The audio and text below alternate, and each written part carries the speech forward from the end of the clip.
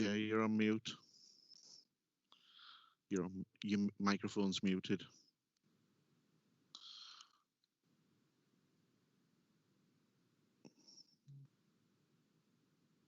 Mute. There you go. Good morning. We've got a couple of technical hitches at IT, but we go ahead with the meeting after 10 o'clock, 9 minutes after that. The first meeting from Audit and Governance is the new municipal year. We know the reasons for that, and also we introduce councillors and officers. This meeting is a remote meeting being live streamed on the website and recorded. I'll hand over to David Cosgrove for the Democratic Services team. Thank you, Chair. Good morning, members. I do apologise that I'm another one with an IT issue, as I have no camera at the moment. If I can just start the meeting by way of a roll call for all those in attendance remotely, and can I request that members confirm they have a paper copy of the agenda and can both hear and see councillors in the meeting. So I have initially apologies from Councillor Cassidy. The Chair, Councillor Hall's present. Councillor Hamilton. Yeah, I'm here. I've got everything I need. Thank you. Councillor Harrison. Yes, I'm here and everything I need. Thanks. Thank you. Councillor James. Yes, I'm here. I can see everyone and hear them, and I believe I have all the papers. Thank you. I have apologies from Councillor Loynes, and Councillor Loynes has appointed Councillor Stokel as a substitute. Is Councillor Stokel online? Yes, I'm here and I have all the papers. Thank you very much. I also believe we have online Councillor Tony Richardson.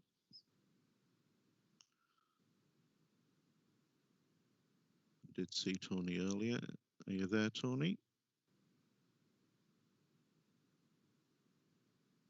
We'll come back to Tony. I also believe we've got online Councillor Bob Buchan. Yes, I've got the papers. Thank you very much. All right, Dave, I've got the paperwork. Sorry about that. I was on mute. Thank you, Tony. That concludes the roll call, Chair. Can I just remind all participants in the meeting that, as set out in the remote meeting etiquette guide, they should keep the microphones on mute so as to reduce the background noise in the meeting and the live stream. Can I also remind members that the voting process, as at all remote meetings, where any agenda item that require a vote, it will be undertaken by a recorded vote. The vote will be taken by roll call, where each elected member, when called, should unmute their microphone and state their vote, please, and mute again after voting. That concludes my input. Thank you, Chair. Thank you, David. The first item, apologies for absence. Yes, those were dealt with during the roll call, Chair. Apologies from Councillors Cassidy and Loynes. Receive any declarations of interest by members?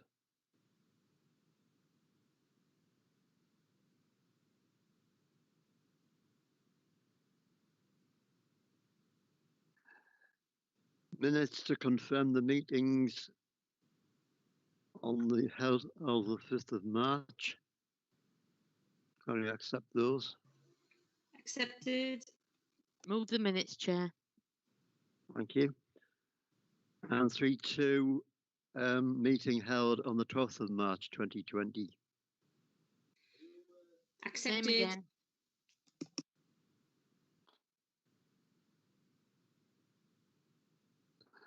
Right. Audit items are a none.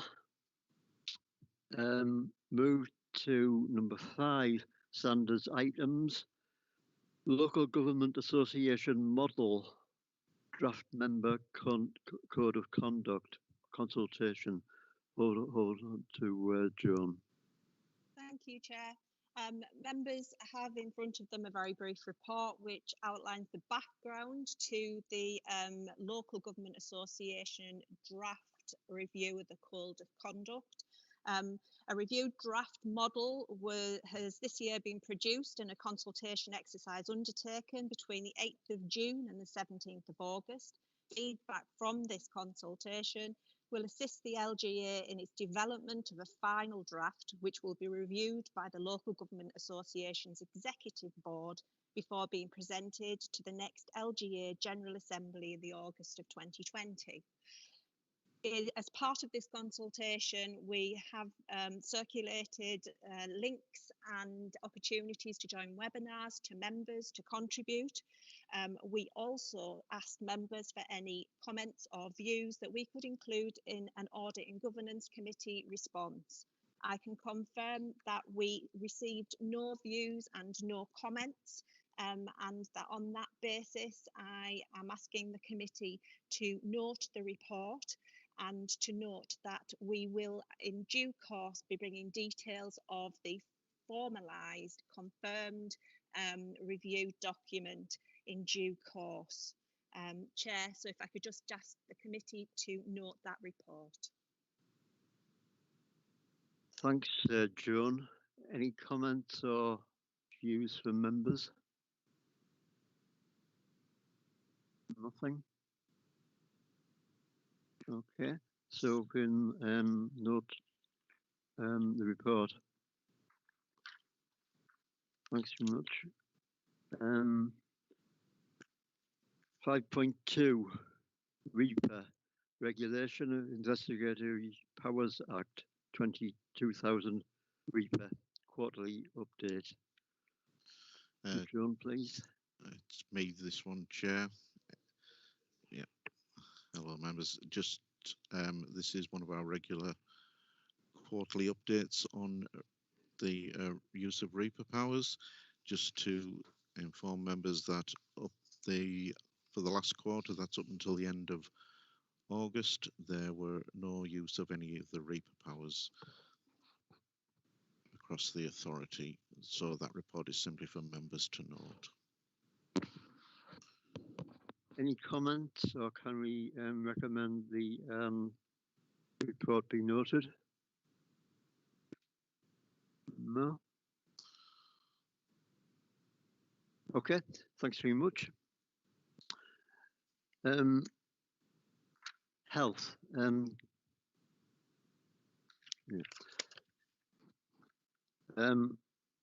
Coronavirus in Hartlepool. An update from the Acting Director of Public Health. Over to Craig. Thank you, Chair. We just have to sort the technology out as Joan's going to pull up the presentation. So hopefully that will work.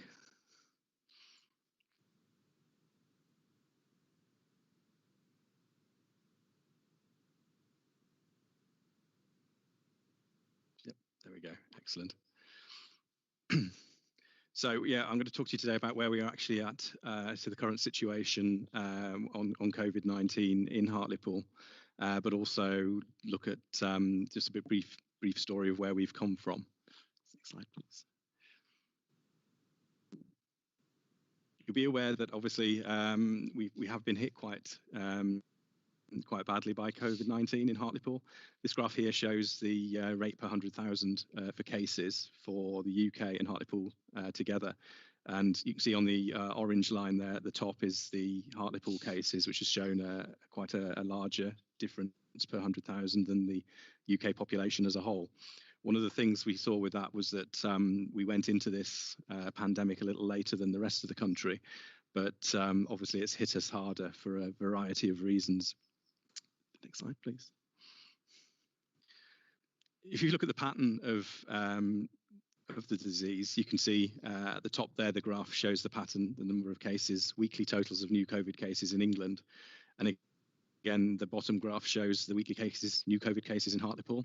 And you can see it followed a similar pattern, but as I mentioned there, slightly later for a variety of reasons. One thing I'd draw your attention to is as you look to the more recent dates on the right-hand side of the chart, you can actually see it's starting to rise again. And that's a big concern for us at the moment, as we're starting to see in the last week or so some quite significant rises in the numbers of cases. And having a look at the latest cases, we've seen another big rise today as well. So it looks like at the moment we are following a similar pattern to the rest of the country. And I think looking at those new cases as well, we are following a similar pattern to what's happening in the whole of the northeast. So we are starting to see quite a number of rises across the board. Next slide, please. So that gives you just an indication of the rolling averages across England and Hartlepool. And again, that evens out the count of the cases over a 7-day period to take into account any differences in testing. And then what you can see again there, as I point out, it's quite stark to see that they are starting to climb in the last 7 days or so on the right hand side of the graph there, which is a concern for us. Deaths have been prominent across the board, and as you can see from the start of the pandemic, that our death rate again has been slightly higher than the England death rate as a whole. That's plateaued out at the moment, and we have seen a reduction with lockdown being put in place, and quite a reduction in the number of deaths that we're seeing from COVID at the moment. And I think realistically, we've only had, I think, a single death or a couple of deaths in the last 4 to 5 weeks or so. I think one of the factors that's affecting that is that what we're seeing now is that there are a higher number of younger people becoming infected with COVID.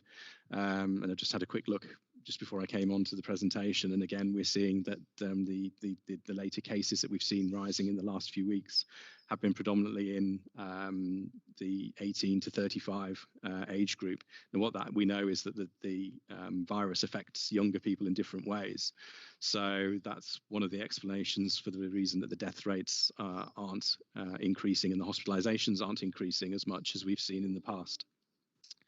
So again, that doesn't mean we need to be complacent, because one of the key factors of that is, whilst it might be younger people at the moment, we know from looking at other countries abroad that's where the sort of rise in incidence has occurred. But then obviously it's a contagious disease, so that it goes on to infect other people, and we could see in the future that moving through the age ranges again. So we shouldn't really be complacent about this. Next slide, please. This is a map we've used just to look at the sort of cases where they've been located within Hartlepool. I think we used a heat map previously this week, but I think this one is a bit better in terms of identifying where some of the cases actually have been. And you can see predominantly, as you would expect, they're in mainly the more populous areas of the town, and you know, we can see a lot of cases have been linked to care homes. Next one, please. So coming right up to date and looking at the cases in the last 7 days, in England, there's been a rise in the number of cases, but there also has been in Hartlepool. And you can see we've got, in the last 7 days, 40 cases, which gives us a rate of 42.7 per 100,000. One of the issues we have at the moment as well is that we're seeing that there may have been slightly fewer tests carried out. We know there have been issues with the testing regime, but what we're seeing is a higher positivity rate. So we're actually seeing higher numbers of people coming through and testing positive than we have been in the past. And that's an issue, because that means that we know that there is a higher rate of infection circulating in the community. Next slide, please. So looking at the last 14 days, as you can see, we've got 55 cases listed in Hartlepool in the last 14 days. So that shows we had 40 in the last 7. So that shows that it is actually increasing quite significantly in the last 7 days or so. And I think that's, at the moment, that looks like a trend that might be set to continue. And so we are slightly concerned about that, and are putting in place a number of measures to raise awareness about communications and all of the measures that people need to take to ensure that they remain safe and that we can actually try and reduce the spread of the disease. I think one of the things we're looking at, as I said, is the positivity rates, and just looking at the latest figures, I think we were looking at around about 1 to 2% for a significant part of July and August. And I think in the latest figures, we're looking now at 4.5%. So again, that has increased quite significantly. We are working to try and sort of put in place, as I said, measures to do that. So we've got a range of measures that we're looking at implementing, including sort of following up cases to try and get a better understanding of where they've been, to try and track down some of the sources of these infections. We have our Outbreak Control Board and our Public Health Protection, our Health Protection Board that are now meeting regularly to try and make sure that we are keeping everyone up to date with what's happening. And we're also looking at working with businesses to make sure that they are still COVID secure, and clearly with other businesses to make sure that all of the social distancing measures are kept in place. And we are constantly keeping an eye on that. Last one. So that just gives an indication. That's a reasonably old slide. As I say, the 7 days is showing 3.3 there, but I do know in the latest data that we are up to around about 4.5. So you can see it's actually quite a lot higher than the England rates as well. So it is a concern, and we are working now hard to try and reduce these rates across the town. So I think that's the last slide. I'm happy to take any questions if anyone has any.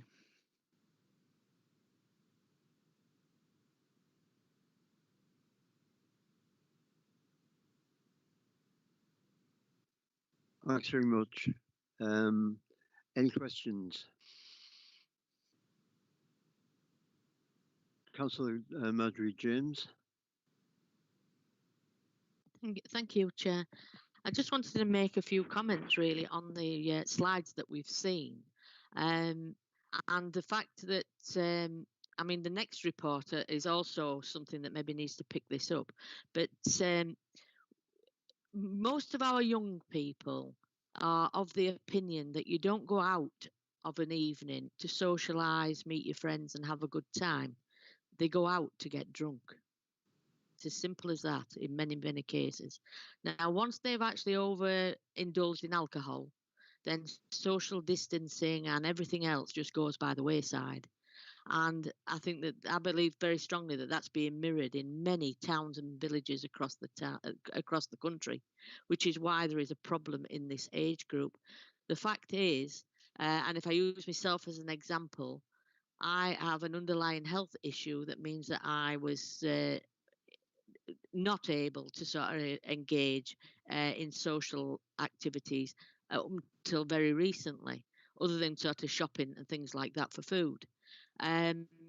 But most people in my category are actually very fearful of being out because, you know, you are, because the numbers are now rising, it means that you are more at risk of actually crossing paths with it in the places that you do go.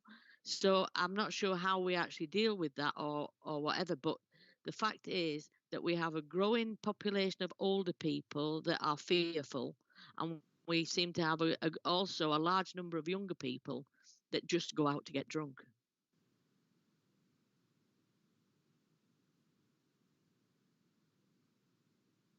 Councillor Harrison. Thanks, Chair. Yeah, I will echo some of what Marjorie says. I think there is quite a difference between the attitudes of the young and the attitudes of older people like myself, and I appreciate what Marjorie has said about that.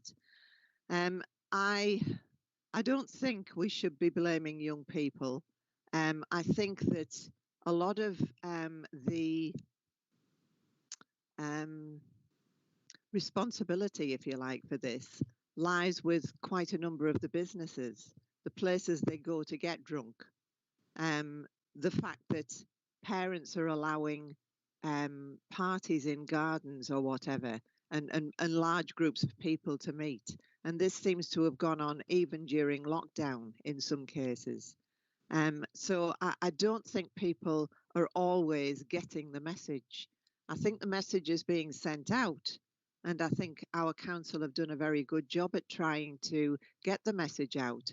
But there are businesses that keep to the social guidelines, that keep to the rules, if you like, but there are others that don't. And my view is that the government should be a little stricter with some of the rules that they're making and a little more consistent, because young people are getting a lot of different mixed messages. They're being told that they're going back to school. They're being told that they're starting university. You can't possibly socially distance with that. So they've been given permission not to socially distance. And although schools and universities might be putting things in place to help, it's impossible. So we have to come to some sort of terms about what they can and can't do, and where the responsibility actually lies, because nobody's taking responsibility, certainly not our government, who should be, in my opinion.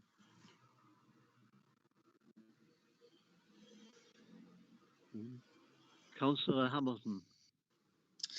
Yeah, I just wanted to echo really what Brenda and Marjorie were saying. I think the government telling people to go out and eat for half price and to go at the pub was probably reckless in hindsight, because that's what people have done. This touches me significantly at the moment because we're all isolating at home because my son is awaiting a COVID test. It would appear that there have been instances at work where he's currently on an apprenticeship that other people have become infected, and in the past few days he's become unwell, and so we are all isolating until that test comes back. I think just to talk about the test issue, he was in it on Monday. He tried all over to get a test locally and there was none available, and he eventually got a test through the post, which was very quick. He went on the government website on Monday, and the test came yesterday morning at 11:30 and was sent back very quickly. So we're hoping to hear something today, possibly, so that if he is negative, and my son's in that category that's on the increase currently, and he's only 20, so he's bang in the middle, really. So we're hoping that if that comes back negative, we can all return to work. But at the moment, we're all at home. And so I think Brenda and Marjorie are right. I think, unfortunately, in Hartlepool, and I've just had this conversation prior to the meeting, people in this country don't go out to drink socially a lot of the time. They go out to get drunk, and we haven't really adapted that Mediterranean etiquette of going out and just having a couple of drinks and then going home. People want to go out and get drunk and fight and do other things, unfortunately. So I think there's a cluster of issues associated with that. I think the government putting this half-price food thing on the table, that carrot and stick thing, has been very detrimental, because inevitably it's young people who are going to take advantage of that. And unfortunately, we are now in a situation where the figures are increasing far too high, and it's across the board, unfortunately. So that's my comment on the issue anyway. Thanks, Leslie. Craig, do you want to make a comment? Yeah, I think you're right about all of you about a lot of those comments in terms of the young people. I think because we don't want to say, you know, it's not a blame game for young people, and I think that's something we have to be very conscious of when we're looking at our messaging, because we do have to get messages out to everyone about social distancing and the importance of good hygiene and the importance of getting a test and identifying symptoms.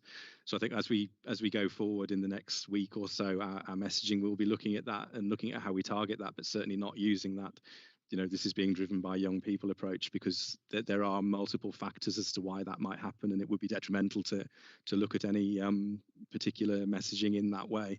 So we are having to do it on a quite a wide-ranging basis, and I think also you've raised a few points there about businesses and workplaces, and I think we are very conscious that we need to do some work, or well, we have been doing quite a lot of work so far with businesses and workplaces, and we'll continue to do so as we progress with this. Thank you. Councillor Stokel. Thank you, Chair.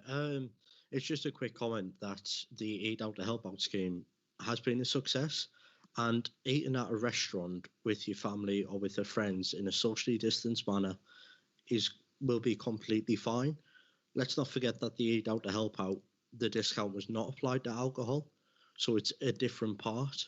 And I just want a quick question: is there any way that we can ask businesses to enforce more social distancing, or is there any more powers that we can have?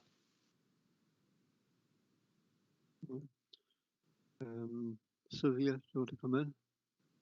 Or Craig?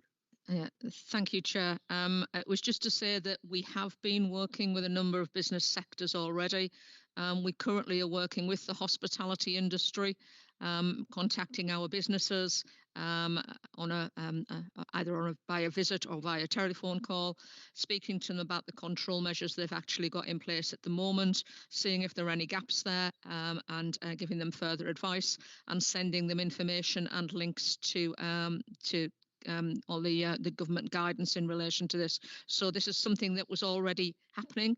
and has been ongoing for a little while. We've done it in certain areas. The current area that we're working on is the hospitality sector, so that is ongoing. In addition to that, we are going to be carrying out some visits to, in particular, licensed premises over this weekend, so that we can check that the businesses are complying with the guidance that's currently in place, and obviously highlighting to them the changes that are taking place in relation to the maximum number of people now that can meet being 6, and in relation to the fact that it's going to be mandatory for them to keep the details of people that have visited their businesses.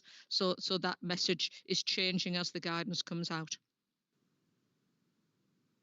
A comment that in one cafe, I've wrote one of my names on one cafe in the town, first time ever in weeks, with other businesses and not recording people in the premises at the moment.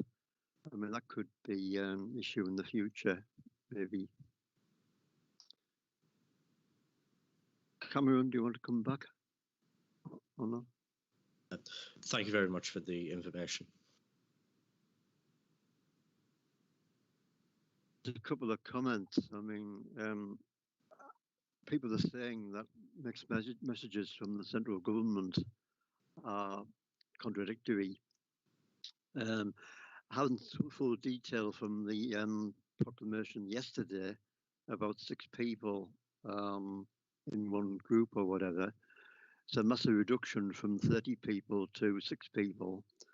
And I think the longevity of that issue would be 6 months. It could be March next year.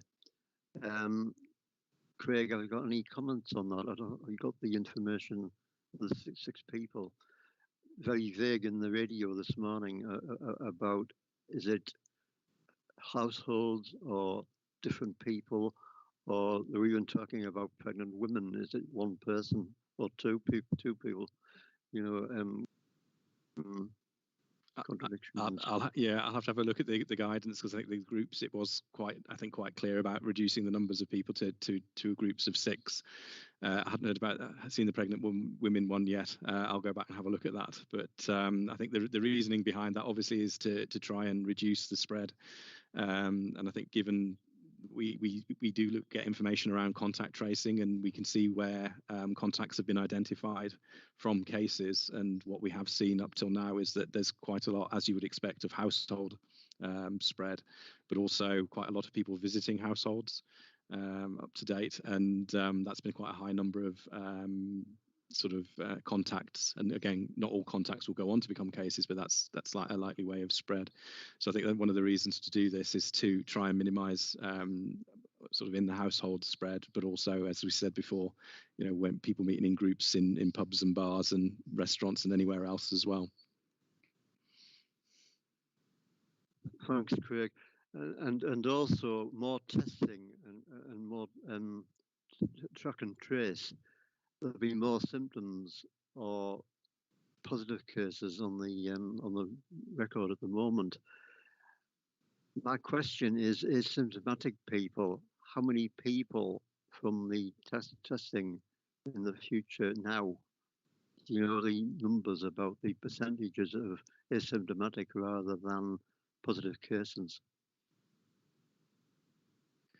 Most of the cases that we get through will be symptomatic, because testing's available in the main for the general public to symptomatic people only. And I think the government have flagged one of the issues they've had is people who aren't symptomatic trying to get tests for various reasons, which has contributed to the backlog. The only people at the moment who aren't symptomatic that are tested are people working in residents in care homes. So we do get some cases coming through like that from the care home tested who aren't symptomatic. So predominantly the number of cases we get through will have been symptomatic when they were tested in order to get the tests. Is that what you were asking? Councillor Harrison. Thanks, Chair. I just think, as far as the test and trace is concerned, I was hoping that we could be a little bit more robust in Hartlepool than it is nationally. I think that if you've got somewhere to go to get a test, and I think as many people as possible should be being tested, never mind whether you've got symptoms or not. You know, it might be, for example, that somebody has been in contact with somebody who has been in contact with somebody who has been diagnosed. And therefore, there's no reason why they shouldn't have a test, in my opinion, in order to make sure that they're not infected and therefore won't spread it. And I think the fact that people have to travel out of their town in order to get a test is ridiculous. And I know that's not Hartlepool's fault, but I just wondered if there was any way that we could actually be more robust than the country is being as far as track and tracing is concerned. I think one of the things we're looking at in the short term is to try and get some more testing capacity into Hartlepool. I think one of the challenges we have with that is that there is spare capacity with the mobile testing unit that's in the town 2 days a week. I think my issue with that is it's 2 days a week and we need it here sort of for longer. So I'm working on that as we speak at the moment to try and see whether we can get additional testing capacity into Hartlepool. One of the issues I think you raised with testing non-symptomatic people, but just testing people who may have been in contact, is that there's a potential 14-day incubation period. So you may test them at the start of that period and they may be negative, but then they could go on within that timescale to become positive. And I think there's the difficulty there is then how often do you test someone? How often do you, what does sort of message does that give? And I think, and even with a negative test, there are quite a number of false negatives as well. So we have to be careful with those and take all of that into account as well. So that's the challenge we have with the big testing challenge. as it is. Yes, a big challenge. Thanks, Craig. Leslie? Yeah, it's just to add to what Brenda's saying there and Craig about the testing centres. I know when my son tried to get a test on Monday, there was only one slot available, and that was for Houghtonleigh Spring, and there was another one available, but that was in Gateshead, and when he phoned about that appointment, it had gone. And so people are being advised to travel distances, which is fine if you've got the transport to do that, but what for those people who haven't, you know? So again, this is a government thing. This is nothing to do with Hartlepool. The whole track and trace thing's been diabolical from the word go, but I won't make it political. I think the Prime Minister yesterday said that if you've got symptoms, get a test. If you've no symptoms, don't have a test.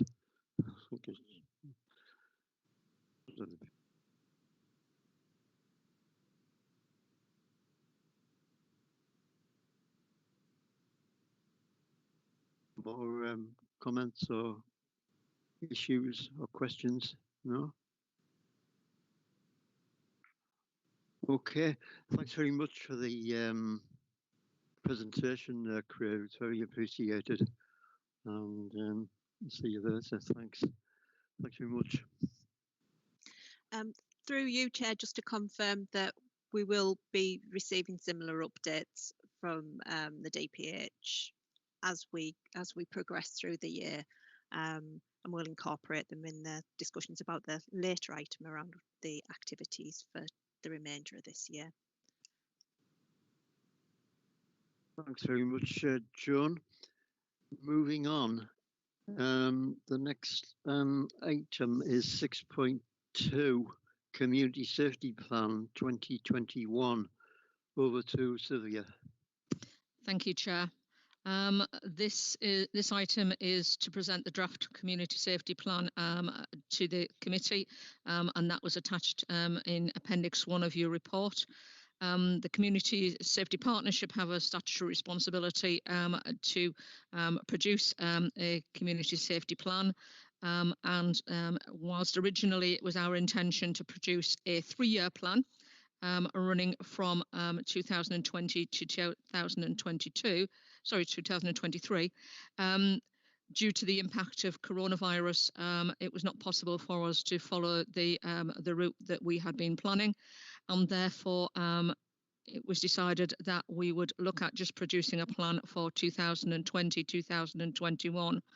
The Safer Hartlepool Partnership Strategic Assessment was sent out to partnership members for them to comment on, and then we had a meeting virtual meeting with partners, and we looked at the strategic assessment, and it was decided by the partners and has subsequently been approved by the partnership that the strategic objective for 2020-21 is to make Hartlepool a safer, prosperous and enjoyable place to live, work and visit. It was also decided that the key priorities would be drugs and alcohol, antisocial behaviour and domestic violence. As I previously indicated, at their meeting on the 4th of September, the partnership have approved this draft plan, and it is now subject to an 8-week consultation period. That would consist of an online consultation survey, which will be on the council's website, and we'll be using social media and other forums to pass on that information. There will be targeted emails that will be sent to a range of public, private and community and voluntary sector representatives. The final part is that the report is brought to Audit and Governance and Finance and Policy Committees for their contributions in relation to the plan. It's anticipated the final plan will be presented to the partnership in November, and subject to approval there, it will go to the Council's Finance and Policy Committee, and then it would be taken to full council for adoption. We are starting to look also at the future plan. So whilst this one is going through the process, it is our intention that we will then introduce a plan from 2021 to 2024 that will go back to a 3-year plan. The recommendation is that Audit and Governance Committee consider and comment on the draft community safety plan in accordance with the statutory crime and disorder scrutiny function. Thank you. I'm happy to take any questions. Thanks very much, Sylvia. Councillor Marjorie James. Thank you, Chair. I understand what's just been said about, you know, there is behind this document a further report to come about what will happen in the future. But I actually want to consider 3.4, which is where the key priorities for the partnership are named as drugs and alcohol, antisocial behaviour and domestic violence. Now, from a personal point of view, I don't believe that actually meets all of the needs in Hartlepool. I mean, one of the things that's been highlighted during the COVID arrangements earlier this year was that most of the homeless individuals were taken out of and off the streets and placed in positions of care where they could actually have access to a decent home, whether that was in a hotel room or other. They actually had facilities provided to them. Now, in many cases, if I understood it correctly, these individuals are now being put back onto the street in many places. And I think that that's a real retrograde step. So from a personal point of view, I believe that the priorities should include homelessness. I think they should also include begging on the street, which we've already agreed previously is an issue, and may become a bigger issue if homeless people are put back on the streets without relevant support. And I think that the other issue that should be actually added to this list as well, and I accept that they're not directly a health related issue, but it flows from some of the other stuff, is the isolation of members of our public. Because if you are a drunk or an alcoholic, then you become quite isolated.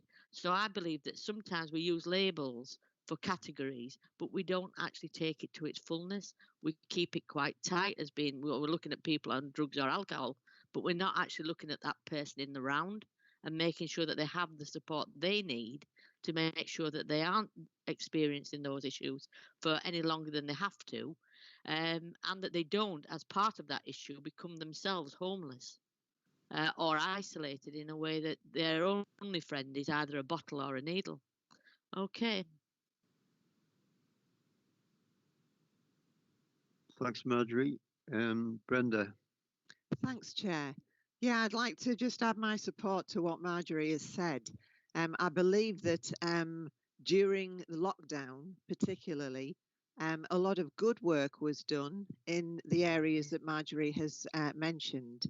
The homelessness, people were taken off the streets, they were given accommodation, and also the isolation, and not so much the isolation of people with those kind of problems, but older people who, were not managing to get out as they would normally do because of the lockdown situation. And there were various systems and various things put in place to help that. I mean, one of the things was just people ringing them. And I actually rang a few people and have struck up a few friendships along the way. And that sort of good work should continue. Who would be isolated don't feel isolated. People who are homeless won't be homeless. And it shouldn't have just ended when the ease down of lockdown came. So I totally agree with what Marjorie has said. And I think we do need to add homelessness to that list. And, the other thing that Marjorie said. Thank you.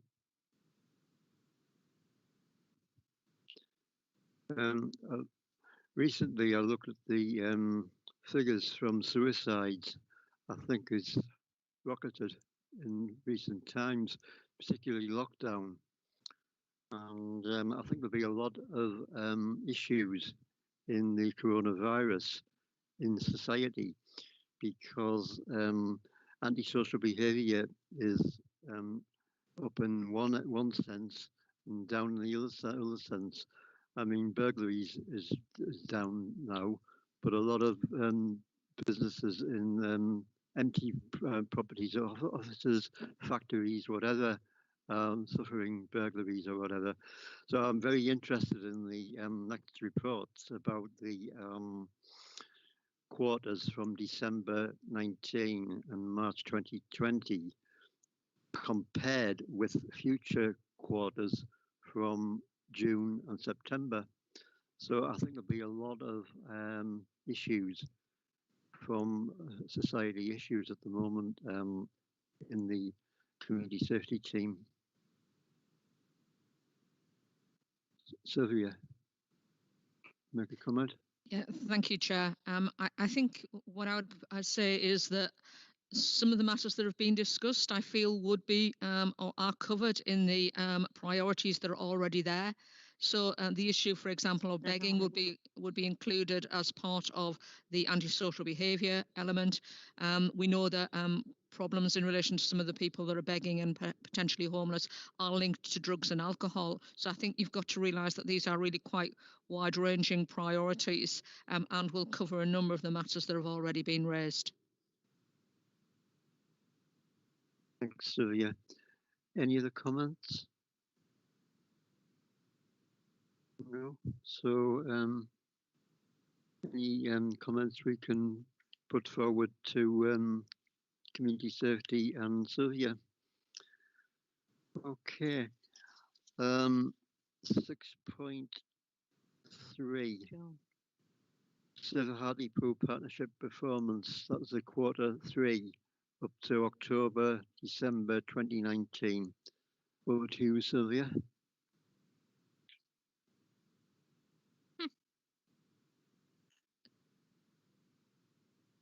Sorry, Chair, it's Rachel that's providing this report. Oh, come on, Rachel. Thanks, Sophia. Rachel. Thank you, Chair.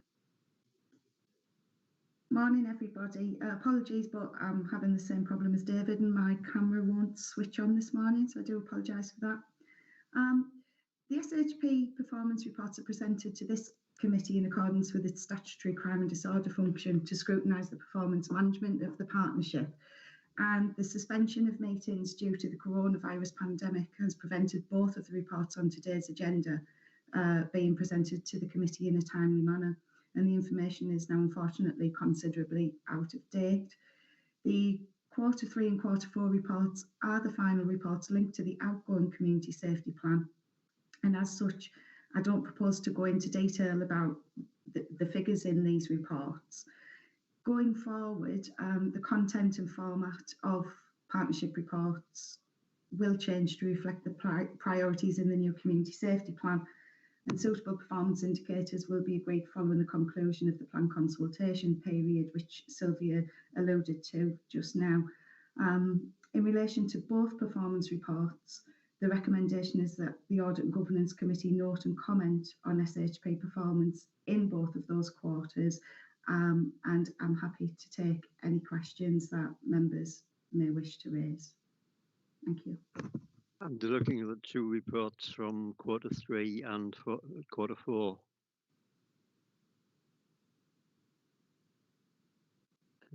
Any comments or questions from members? Marjorie. Thank you, Chair. The comment that I want to make really is what's been said by Rachel, and it's being said by a number of officers across the authority as meetings start to appear in the diary. But from my perspective, I don't accept that we are still in a position that we were in March, where basically members were excluded from the main decision making within the authority, and officers took control under legislation. I think that we should now have member control back within the local authority, because meetings can be arranged, they just don't seem to be getting arranged in a regular basis. I mean, at the moment, in the last 8 weeks, we've had one meeting of neighbourhood services. We've just had one meeting of the Audit and Governance. Planning is meeting roughly fortnightly because obviously there's a backlog.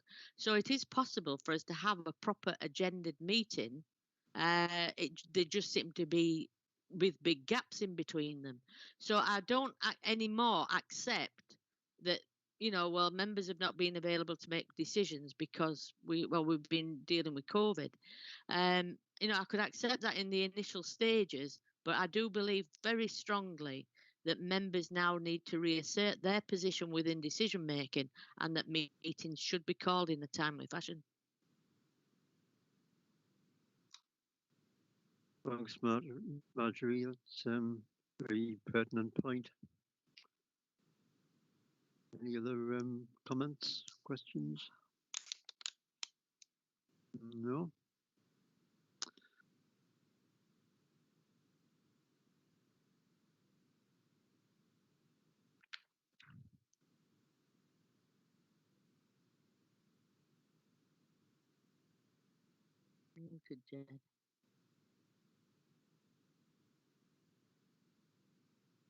No, we can note the reports from 6.3,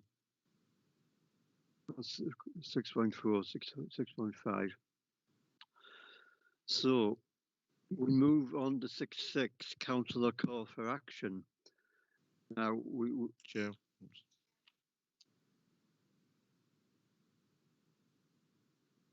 Oh, you want to do it? I thought I'd put it later on or not. Do it now. No problem, John. 6.5, scrutiny activity 2021. Over to John. Thank you, Chair. As Marjorie said, we have been in some very, very unique times, and under normal circumstances in July and June of this year, we would have established our work programme for the coming year. And I think it is incumbent on us to look at that today, to identify how we want to go forward for the remainder of this municipal year. We will maintain and continue to have a number of statutory duties and responsibilities, and I've done a very brief summary in Appendix A of the types of things that we need to diary going out through the remainder of the year. In terms of the work programme as a matter of course, we have in previous years welcomed suggestions from across the board within the statutory remit of crime and disorder and health. I think we're in a slightly different position this year, and what I did to try and help identify or explain what's happening elsewhere is I've outlined some work that's been undertaken by the Centre for Public Scrutiny in terms of what other local authorities are doing. I've also provided a very brief summary of the types of activities going forward that our partner Tees Valley authorities are going to be doing. From a CFPS perspective, it's very clear that there is an emphasis going forward on COVID-related issues, and that relates to recovery and also retrospective looks at response. And that is actually carried forward from a Tees Valley perspective in the sense that local authorities are finishing their work programs that they had identified, but are looking to refine their scoping processes to identify and focus on any specific COVID issues in relation to the areas that they've already identified. Fortunately, or unfortunately, as the case may be, we had not done our work programming for this municipal year when the pandemic commenced. And so we are in a position where we can look at how we go forward with a completely clean sheet. What I would like to do is suggest to the committee that rather than specifically offering to look at and timetabling investigations about broad issues, is that we utilise our time more effectively, and also at the same time look at making the best use of officer time when they are actually continuing to deal with the COVID response and continuing to look at the issue of how we put in a recovery plan. So what I was going to suggest to the committee, and I would really welcome a steer from members, is that for the remainder of the year, that we look to focus our activities on exploring the response to see what was done, how it was done, with a view to potential any learning that we could put in place for a potential second wave that there might be. But in addition to that, that we play an active part in the monitoring of implementation of recovery plans that are being put in place. And I think that would be a good use of audit and governance time, in addition to the other statutory areas that you'll still have to do, which will be obviously standards and audit. And as I think Marjorie will have noticed, we've got a meeting in October to look at some predominantly audit items. But if members are happy with that as a proposed course of action, what I was going to suggest that we do is actually then bring a report to the meeting in October, which will outline a clearer set of suggestions about how and what we look at, and then give members an opportunity to approve the more detailed arrangements after that. Chair, if I could hand back over to yourselves, I would just like a view from members as to how they'd like to proceed for the coming year. Thanks very much, Joan. Comments from members? Marjorie. Right, okay, Chair. Well, I to a large extent agree with what Joan's suggesting. I think that we do need to both look backwards and then look at how we move Hartlepool forward. But we still do need to have that little bit of a look backwards at what's happened, how it happened. Could we have done something differently? And can we make sure that if we could have done it differently, if we're faced with something in the winter months or next year that we have further issues, that we make sure that our response is better than it was. And I think that Hartlepool's response in the main has been good, but good can always be better. So I think that that would be a good use of our time, and I accept that. So I would move the proposal that's been put forward by the officer there and suggest that other members do consider this. But part of that also, I think, has to include the question I've already posed as to where and when and in what way do members actually take back up the powers that have been taken over by officers under legislation, fair enough, but we do need to agree where that timeline sits. And I would be very disappointed, regardless of whether we have a further spike or not, if member involvement in decision making was ceased or slowed down if we have a second wave, because we now all know that we can have meetings online. They don't have to take a long time to organise or to carry out. And I think that members have to insist, and I look to you really, Chair, to actually make sure that this has progressed. But I think we have to insist that our role continues. We are the decision makers that are duly elected in Hartlepool to represent people, and therefore we need to make sure that we have a voice. Yeah, I totally agree, Marjorie, with your comments. Before the lockdown in March or April, there was one council in England that said all powers to the leader and the chief executive.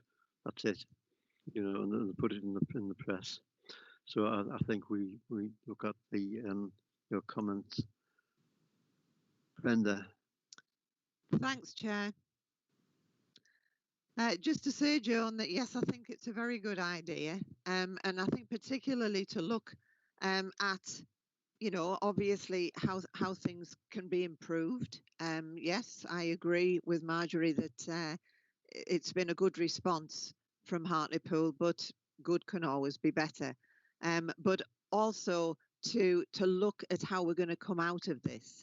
And look at the future, and I think particularly looking at different areas of the town. For example, looking at our more vulnerable people, those people who were shielding, and how to support them coming out of it, and also our younger people, and you know how to support them through a very difficult time in their lives. And although they might sometimes give the impression that they don't give a damn, I do think they probably do. And I think there's an underlying anxiety, you know, whatever age and whatever situation. So how to come out of this and how to support the whole town as we do come out of it. So planning for the future. Yeah, very good idea, Joan. Thank you. Leslie? Yeah, I just want to really endorse what Brenda and Marjorie have highlighted. I think we talked about this in the pre-meet, and I don't want to call it a lessons learned programme, if you like, but I think it's to look at, of course, how we can improve things. But I think Brenda's touched on something really important there. I think we need to look at how we support our isolated communities, should there be a second wave, because I do think there have been people lost through not on purpose, if you like, but inadvertently, and we maybe need to channel our energies in supporting those people. But also, I think really importantly, which has been touched on today, how we get the message out to our young people, because unfortunately some of our young people do think they're invincible, and I don't think they join the dots when it comes to infection rate and how it impacts upon older and more vulnerable family members. So I think that's certainly an area that we can look at moving forward. So yeah, I fully support it. I think it's a very good idea. Thank you. Thanks, Leslie. Totally support your comments, Joan, and we're looking forward to the meeting in October to a detailed report on the second half of the year from Audit and Governance. Okay. Any comments? Okay. Right.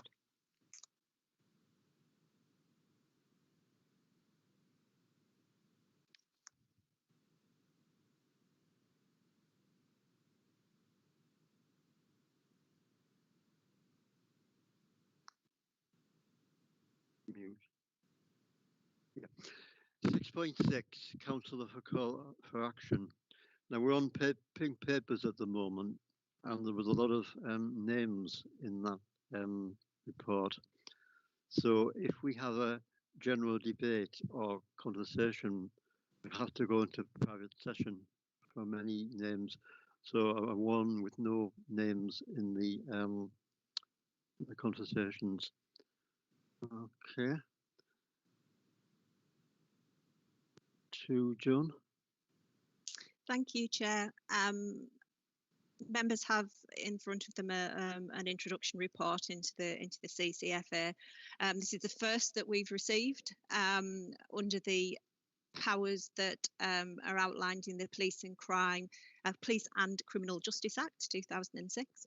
And what I've done is outlined specifically the areas. So for Hartlepool, where we're quite unique in that our CCFAs relates totally to crime and disorder and drugs and alcohol and substance misuse issues.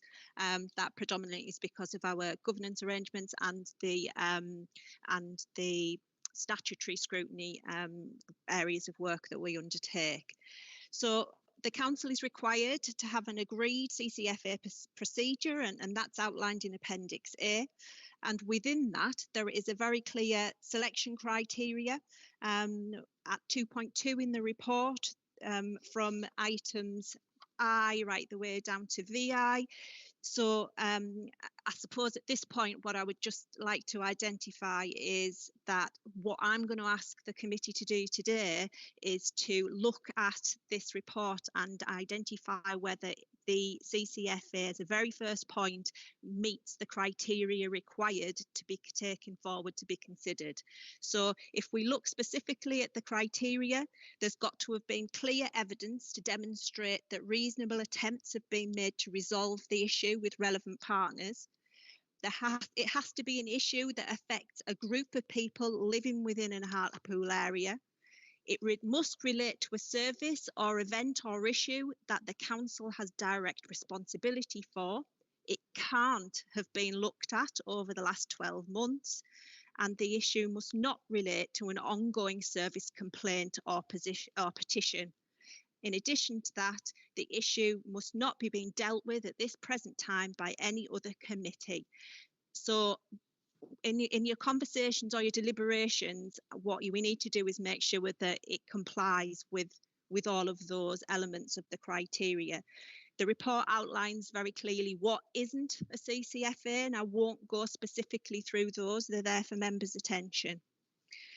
So we received a CCFA submission on the 26th of April. That was a considerable period of time ago, and I know members are probably sick of hearing that obviously it was delayed in terms of consideration as a result of the pandemic. But we were very keen to have this considered as soon as it was practicably possible, hence its presentation at today's meeting. The detail of the actual submission is attached in Appendix B.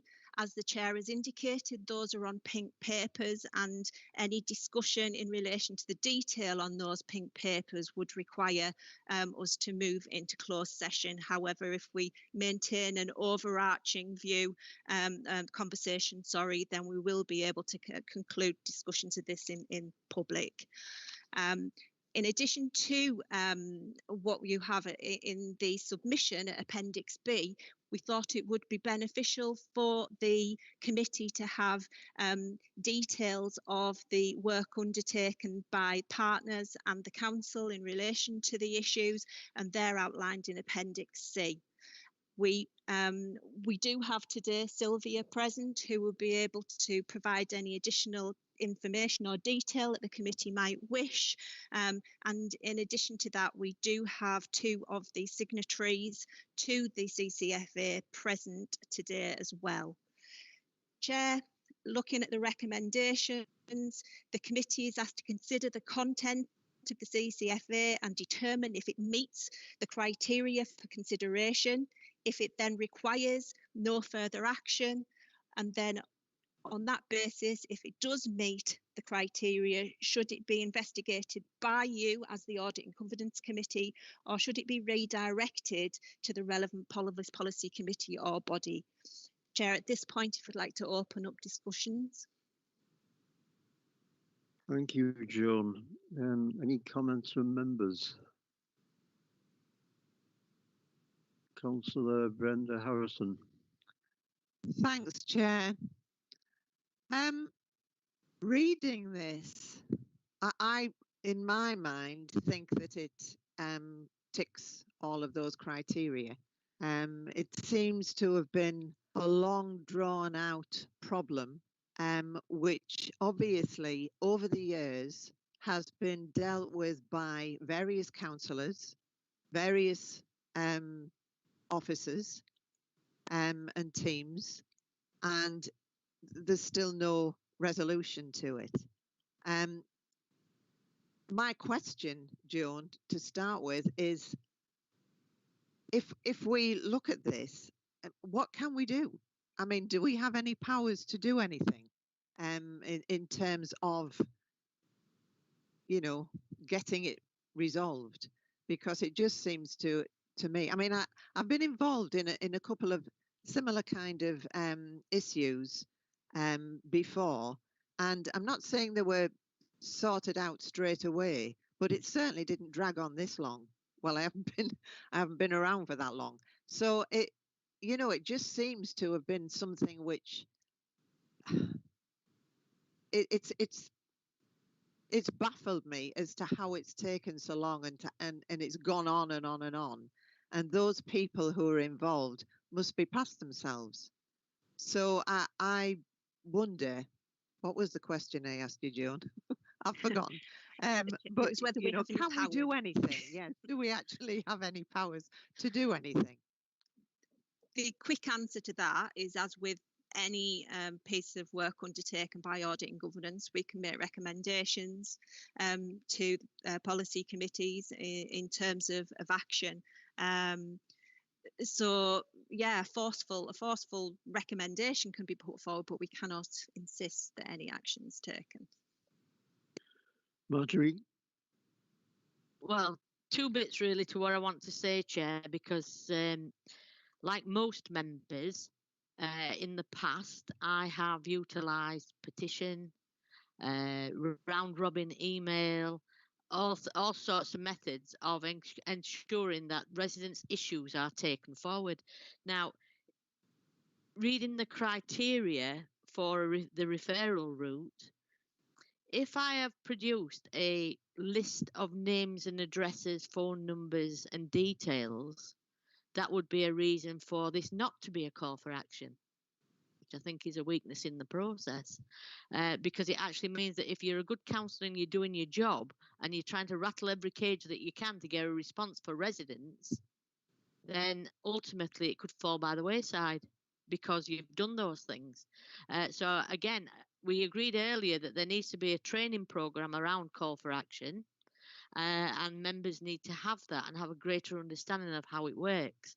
On the specifics of the issue that's on pink, so I don't want to name anything or say anything in particular about that, I think that it would be helpful to Audit and Governance for the investigation into this issue to remain with Audit and Governance initially, and that we then make recommendations, because it would mean that Audit and Governance have a learning curve and can start to lift the stones and see what's underneath it, so that we get those recommendations right that can then flow out into policy committees.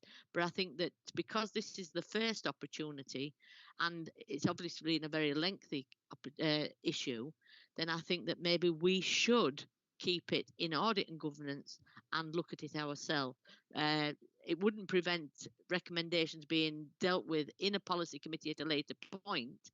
And if policy chairs or members of other policy areas want to present themselves as witnesses, well, then we can accommodate that. So I think that we should keep it in Audit and Governance on this occasion. Thanks, Marjorie. I just get some of the attachments for this report yesterday, so I haven't read it every word. but I mentioned some of the comments, 13 pages. In this area, I think I'm right, there was one complaint was made to Hartlepool Borough Council between 2014 and 2018. One comment. Despite 20 visits to this immediate area over a 2-month period, environmental health staff was insufficient evidence of dogs barking on the premises. 20 visits. I mentioned some of the paragraphs. We urged residents to diary sheets to submit it to the council and also install CCTV noise equipment rather to monitor the dog barking, and it's no response, not regularly response from residents on that. Number of residents said it's okay. We have one complaint about dog barking or whatever, and it's better. So I'm at a loss to look at the evidence from this complaint from this area of the town. Just a comment.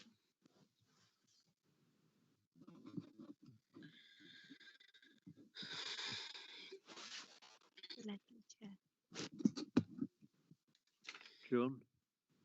Through you, Chair, I think Leslie would like to come in, Councillor Hamilton.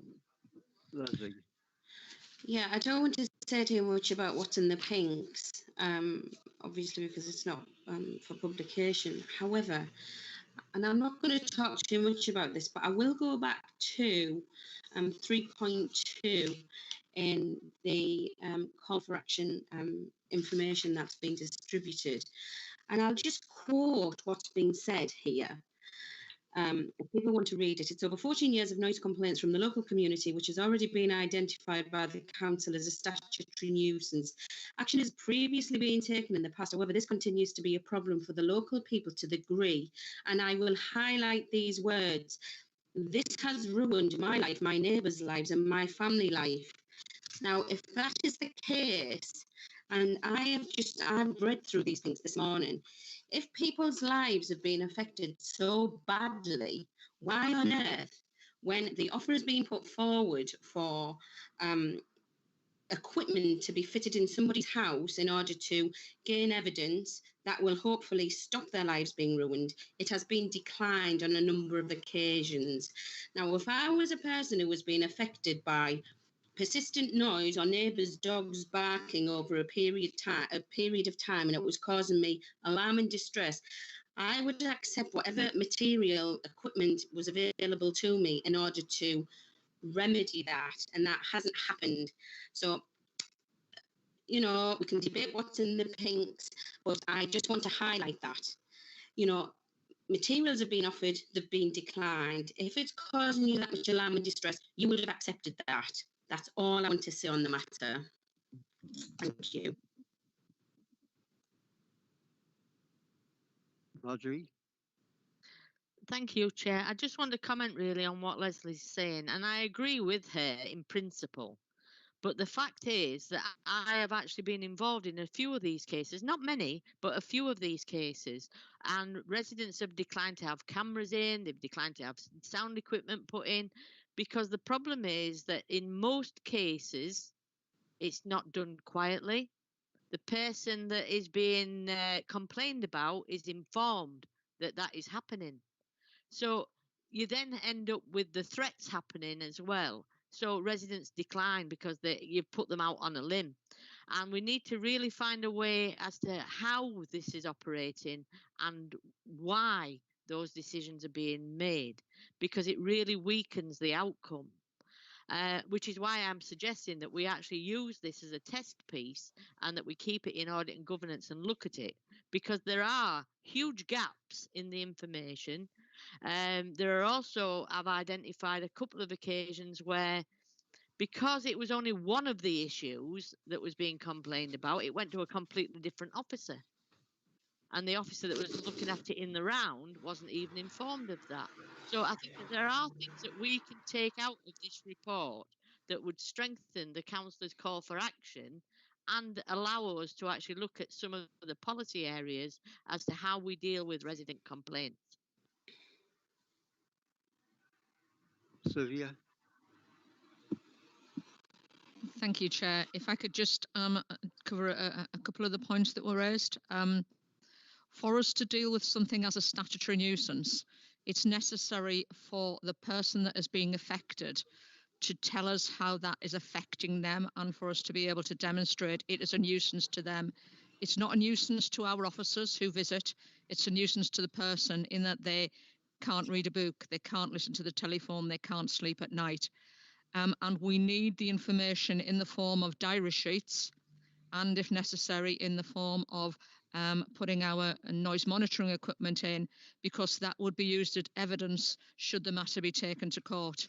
It's not possible to use other forms of evidence. We need their diary sheets and we need the noise monitoring equipment to go in. So that's that aspect. We have tried in this case to work with the complainants and with members to try to accommodate this in a number of ways, including us not installing the equipment, including them collecting the equipment from us to put in so our staff wouldn't be seen visiting the premises.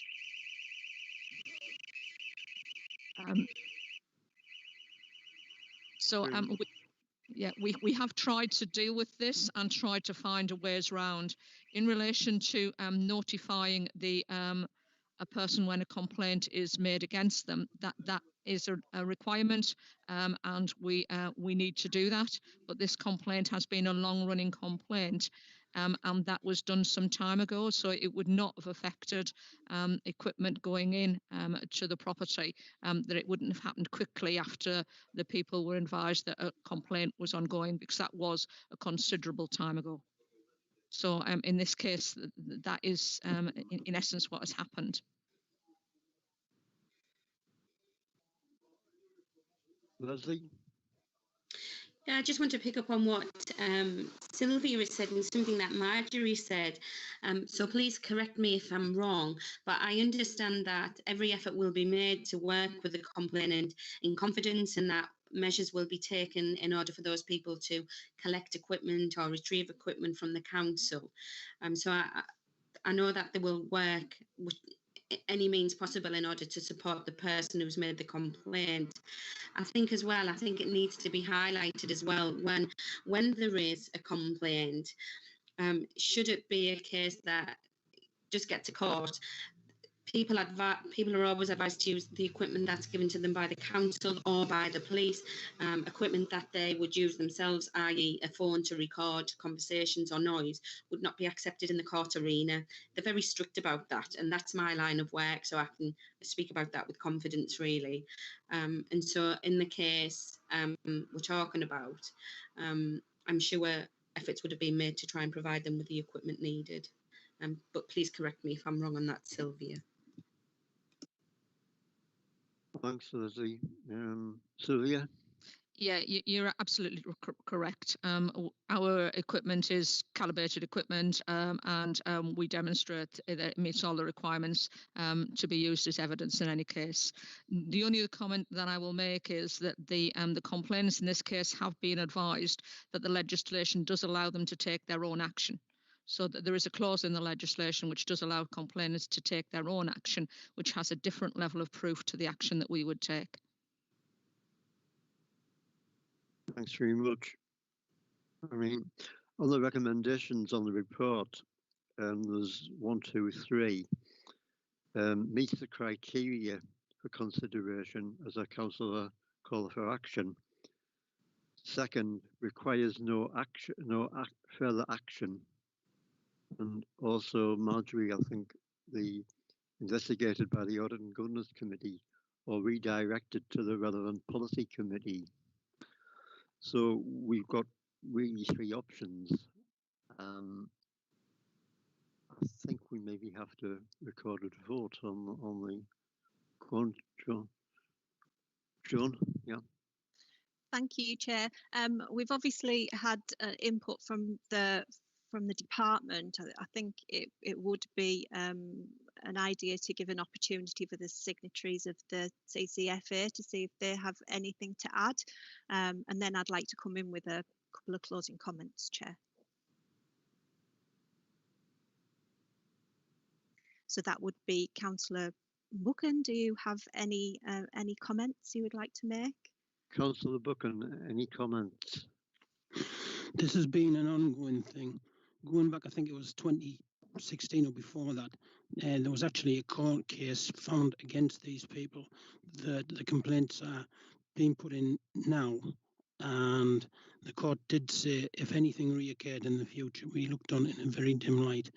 These people are really at the wit's end, as Councillor Richardson can confirm.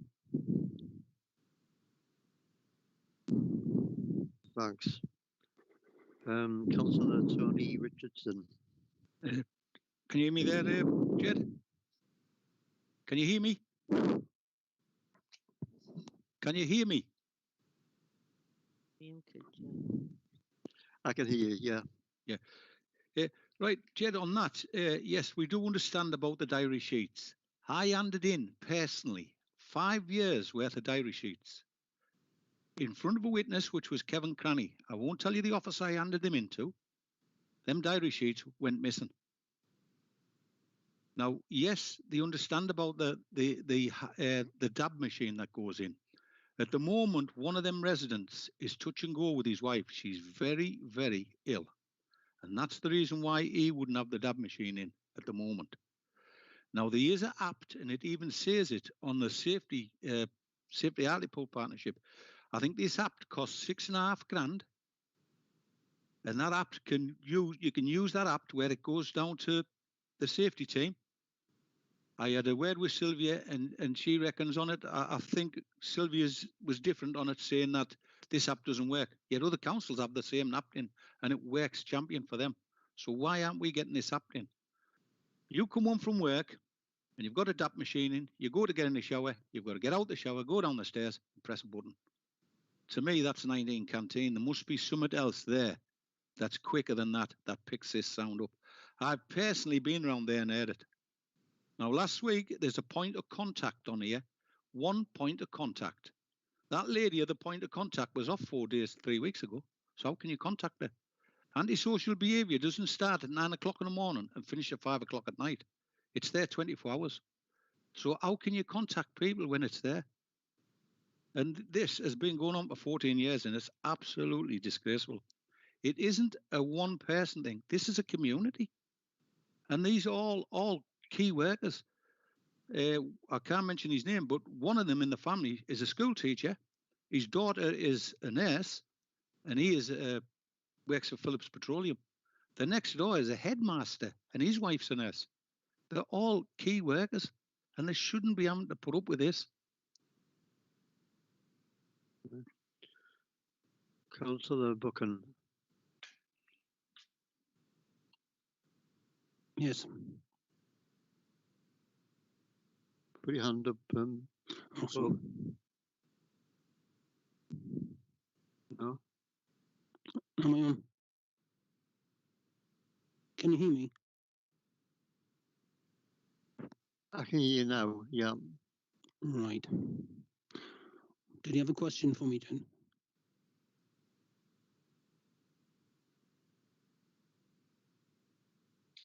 Through you, Chair, I think there's just a little bit of confusion about hands up and hands down. Have you got anything you wish to add, Councillor Buchan? No, it's just what Tony says is right. These are responsible people. A gentleman who works in the chemical industry is a rig and he works shifts. Lovely, thank you. Chair, I think Sylvia would like to come in on this point.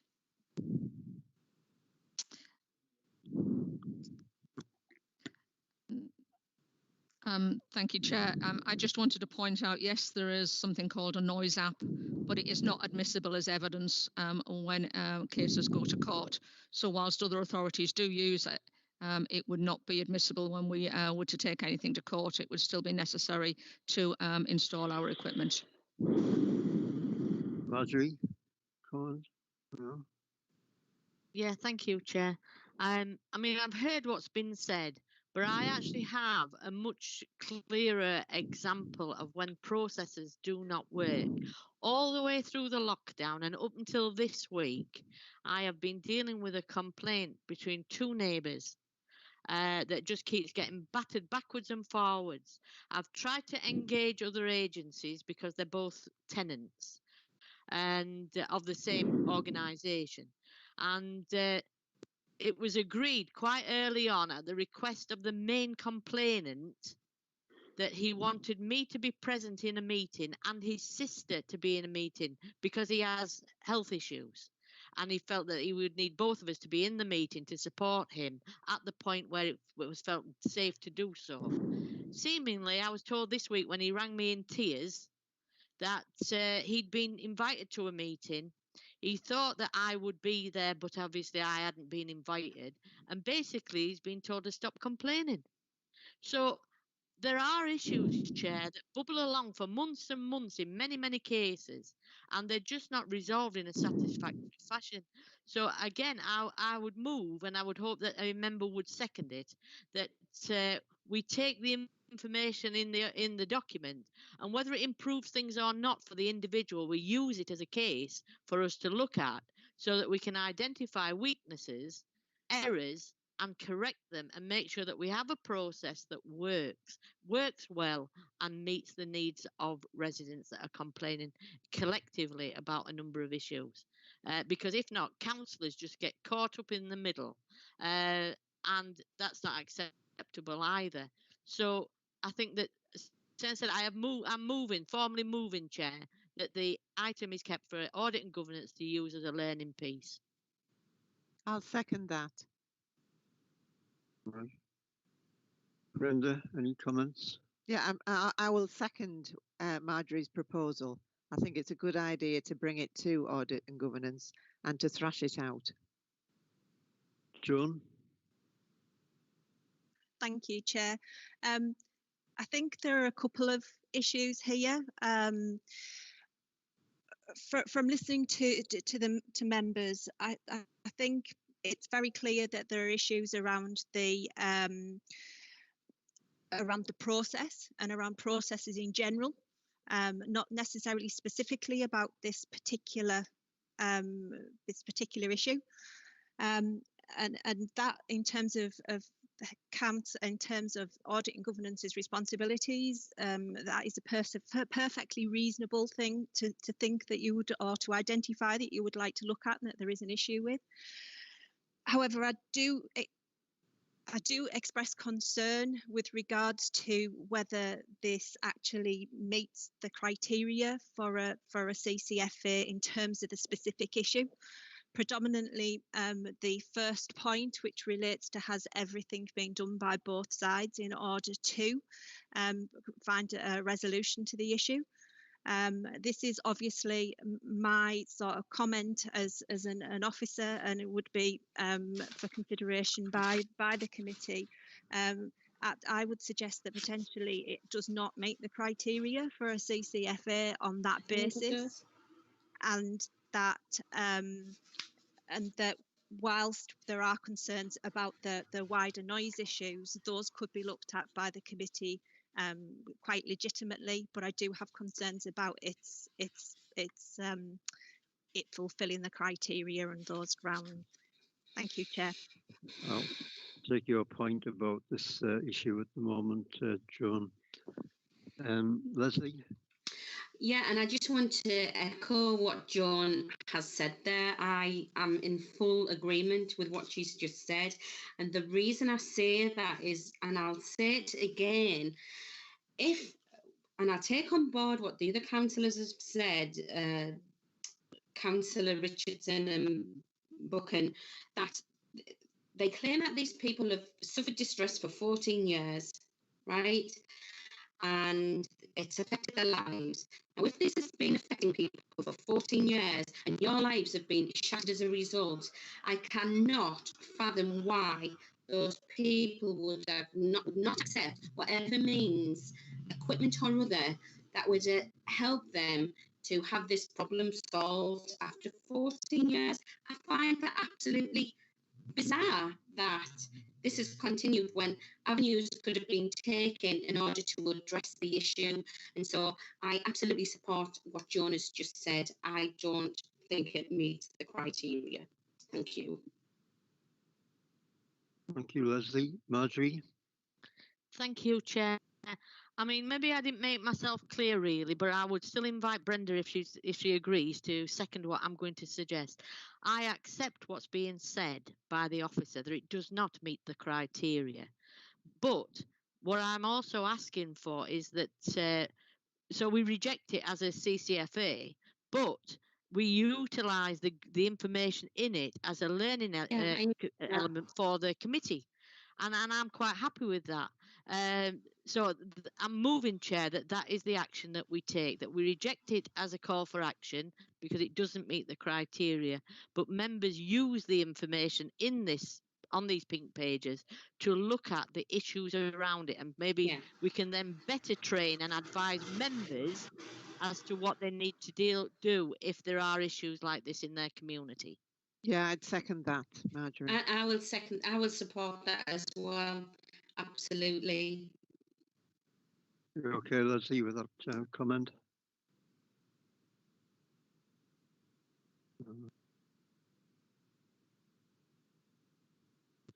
We've got two proposals. For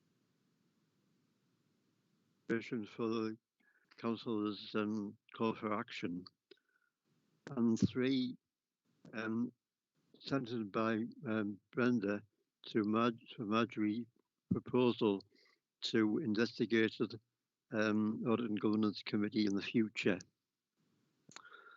So I think we need a recorded vote, particularly on the number one, consideration criteria for the consideration as a councillor call for action. Chair, can I just comment before we go to the vote? Yeah. Because I'm concerned that when you say it'll be dealt with later, how much later? You know, I've already had a stay of execution because I should have left the council in May this year. So if this doesn't happen in a timely fashion, it's going to be 2021, 22's municipal year. So can we actually have some kind of a timeline as to when this would come back to the committee? Joan? Thanks, Chair. I think we could quite safely say that we will incorporate this request into the report that we'll be producing for the October meeting, and that will give us a clear time frame for when we can fit all of the pieces of work in that A&G are going to be looking at. I think, Chair, if it's okay by you, if we could sort of refine the vote issue and to say that we're asking members to vote on refusal of acceptance of the issue as a CCFA on the grounds that it does not meet the required criteria, but that the issue of noise monitoring and how we deal with noise complaints be added to the work programme for the Audit and Governance Committee. I'll accept that. So I think we need a recorded vote on number one on the councillor call for action. So Chair, so are we, do I take it that we're combining these into two? We're refusing the CCFA and then suggesting that we investigate the noise complaints as a combined recommendation from the committee. Is that what members are suggesting? I'm seeing nods. Is that the proposal that's agreeable to members? Okay. So I shall take us through a recorded vote in relation to that. So currently, Dave, on the meets the criteria for consideration as a councillor call for action, is yes or no?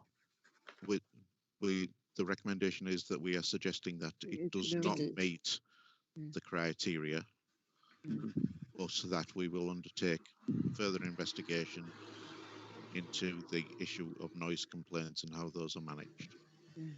I think it has to be two votes, Chair. Sorry? saying it. I think it has to be 2 separate votes. Okay. Yeah, no problem. So Okay. the first vote would be this is not meet the criteria for consideration on this instance on councillor call for action. Okay, Chair. So the proposal is that this CCFA does not meet the criteria. Right. So members can indicate their votes as I go through. That would be for not meeting the criteria, against would be suggested it does meet the criteria. Okay. So if I take us through the list, Chair, Councillor Hall. Against. Through you, Chair, just to confirm, so you're saying it does meet the criteria?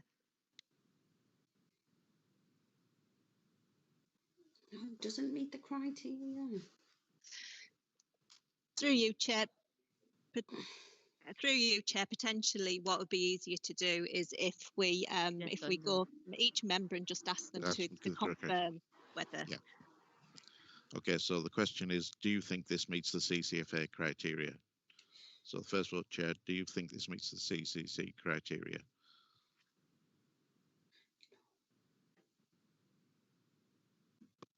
No.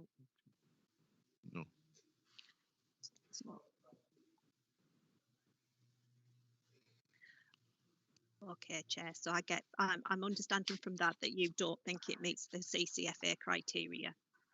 Okay. Councillor Hamilton. No, absolutely not. It does not meet the criteria. Councillor Harrison. No. I think. You were right, Brenda. Stick with no. Councillor James. No. And Councillor Stokel. No. Thank you. So that's unanimous on unanimous. Number 1. Yeah. Okay. So number 3, investigated by the Audit and Governance Committee in the future.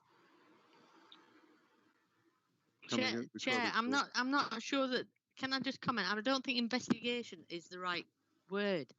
I think that what I was asking for and what was seconded was that we utilise the information in this document as a training element for audit and governance, so that once we understand it, we can then cascade it out into the policy areas and to training for members, so that other members can then utilise this fact in a more correct fashion. Thanks very much for clarity, Marjorie. Can we record a vote? Okay, so this is for this case to be utilised as a training exercise for the committee. So, Councillor Hall. For. Councillor Hamilton. Yes, absolutely. Thank you. Councillor Harrison. For. James. Yes. Councillor Stokel. For. Very much. So that's carried. Unanimous as well. Yes, thank you, members. Okay. Just a comment. I mean,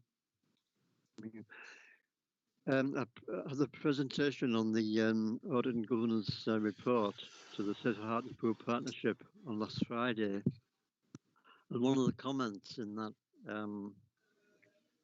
presentation was about report any antisocial behaviour issues to 523-100 to the council and 101 to the police.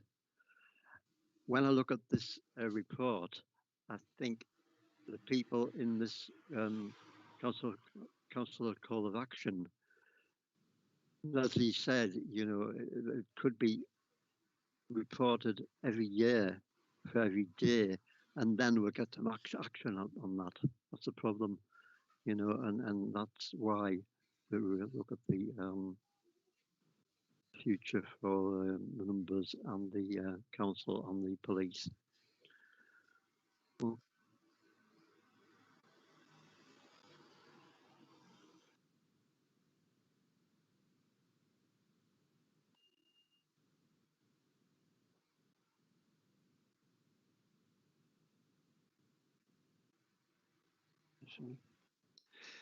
Number 7, receive minutes of the meeting from Health and Wellbeing Board on the 2nd of December 2019. Can you receive those?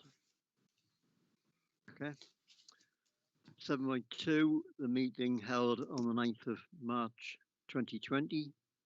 We can receive those. And 7.3, minutes of the meeting Health and Wellbeing Board on the 26th of 2020. We received those. There was no items on it on 9. On number 10, Sarah Hartlepool Partnership received minutes of the meeting held on the 10th of January 2020 and received minutes of the meeting on the 20th of March 2020. And I think it was abandoned through the lockdown period. It's okay. Nothing on 11, 12 or 13. Well, I would just say that we've got through the meeting and hopefully we've got a next meeting on Thursday, the 1st of October, 2 p.m. rather than 10 o'clock in the morning. So the next meeting will be Thursdays, October, 1st of October, 2 p.m. And look forward to see you at the meeting. So thanks very much indeed. Thank you. Thank you.